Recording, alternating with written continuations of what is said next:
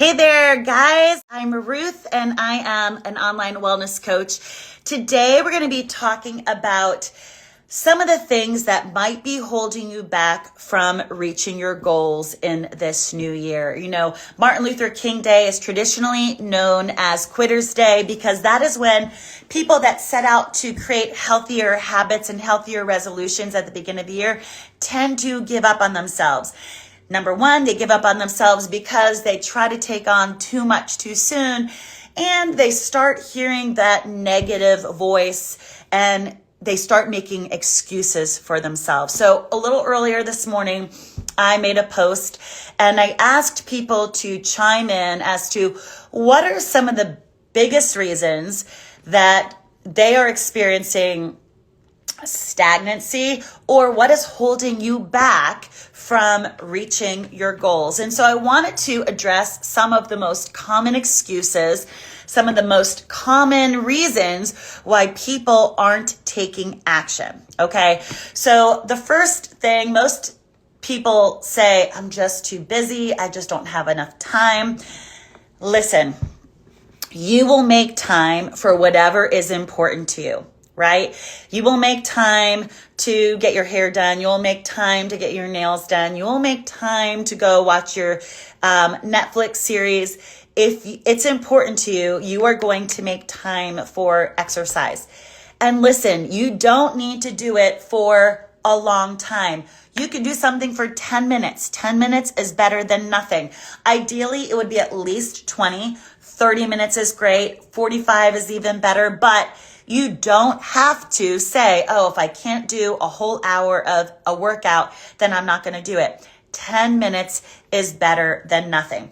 If you struggle with time, I want you to say time in the comments, because I want you to realize, I guess I'm just not making it a priority. It's just not as important to me as it should be. And I want you to say, okay, 10 minutes is better than nothing. All right. Next excuse is I'm too tired. Okay. We're too tired because in the winter, we're often sitting more. Sitting makes us feel lazy, right? Maybe you're sitting in traffic for a long time and you're too tired when you come home from work. Maybe you're too tired because you've got a small baby and the baby is keeping you up at night, or you have a husband who snores and he's keeping you up at night. Being too tired is not an excuse. One of the strategies that I like to implement is say 5, 4, 3, 2, 1, and then get up and go.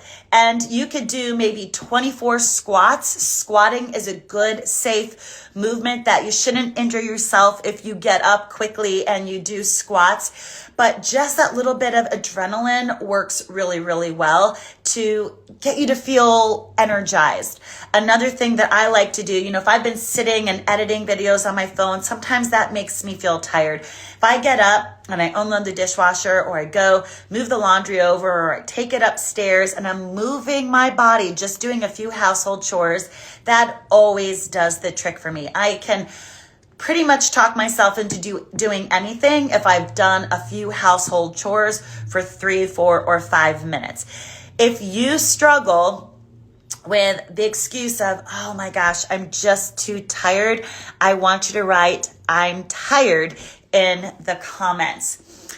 All right. I also asked people what was holding them back, and sometimes you're just not motivated. If you struggle with motivation, I want you to say, I need some motivation. So here's the deal. You're not always going to be motivated. If someone asks me today, how are you always motivated? It's not because I'm always motivated. It's because I've created healthy habits. Hey, Amy Ramsey, that have become part of my routine. I know whether I'm tired, whether I haven't had enough sleep, whether I'm really busy and I have a full day, that my consistent habits are just going to make me show up for myself. I always will get my workout in. I will always eat well because it's part of the healthy habits that I have created. We are not always going to be motivated, but if you are creating those consistent habits, They are going to help you show up on the days that you are lacking motivation. Another great way to be motivated is to put something on that makes you feel cute, that makes you feel excited to move. If I am wearing cute athleisure wear, I'm going to be like, oh, I feel good. I want to test this bra out. I want to test these leggings out. Oh, these leggings make my butt look good. Oh, they're holding it in my belly. You're going to feel like the stuff, and you're going to be motivated to exercise. So lack of motivation, you need to create those habits. By doing them consistently, you're going to be able to show up for yourself on those days that you're lacking motivation. And number 2, wear something cute. I can help you out. I'm a partner with an athleisure company that has the best clothes that make every woman look and feel amazing. If you want some tips or some motivation with athleisure wear, post in the comments athleisure, and I'll share some of my favorite pieces that look amazing on all body types. All right. Next, a lot of us have been battling sickness over the holidays. I had COVID over Christmas. It took about 9 days for me to get my energy levels up when I had COVID. If you've been sick or if you've had COVID, I want you to say, sickness, this has been a problem for me. Listen, COVID is a unique animal because it's affecting people all different kinds of ways, but it should not be an excuse as to why you can't show up for yourself. Number 1, my big thing is, if you are not feeling your best, listen to your body and rest, okay? Rest is important. If you try to do too much too soon, you're going to prolong your recovery. So if you've been sick, listen to your body. Take the time that your body needs to rest. If you feel strong enough to exercise, as in go for a walk, try to go for a walk. I walked every day when I had COVID. Number 1, just trying to keep your lungs filled with oxygen so you don't get pneumonia and get fluid in your lungs. But I knew that it was really important for me to try to move. I was dealing with fatigue and a lot of dizziness when I had COVID. And so it would make me want to go to sleep and close my eyes. It didn't last all day. So when it would go away, I would go outside and I would take my dog for a walk. So what can you do? Listen to your body. If you need to be resting, rest. But listen, right now I have like 4 or 5 gals that signed up to do my winter boot camp, and they haven't started yet because they've been sick. And my biggest thing is, I implore you, do not let sickness hold you back from jumping in as soon as you are ready to go, because that's an excuse. That is oh no, I'm scared. Now I'm weak. Oh, I'm so tired. I'm not going to be able to keep up. Oh, I don't want to hold anybody back. That is you. That is you holding yourself back. It's not anybody else. So don't let your sickness hold you back if you are going to be able to jump in 3 days, in 5 days, in 7 days. One of my clients, I'm going to give a huge shout out to my client, Carolina. She had COVID over Christmas. I probably gave it to her. I'm so sorry. But she was gone for about 10 days. She came back and she was scared. She was like, oh my gosh, I've been out of it. And you might be extra tired. You might need a little bit more recovery time. It's okay. Maybe instead of a 20-second rest, give yourself a 40-second rest. But she vowed that, okay, I am going to just start, even though I kind of regressed a little bit, I'm going to start. This is going to be my day 1. And she's been exercising consistently for 3 and 4 days. And she's like, I cannot believe how much better I feel because I'm eating better and I'm exercising and I have the energy, and it's cyclical. And your sickness is just a teeny season. Don't let it be an excuse that holds you back. Are you in? Give me a high five. All right. Next up. Maybe you have an unsupportive spouse or family members that just don't buy into the healthy lifestyle. They want you to make brownies, or they want you to have fried food, and that's not great on a consistent basis.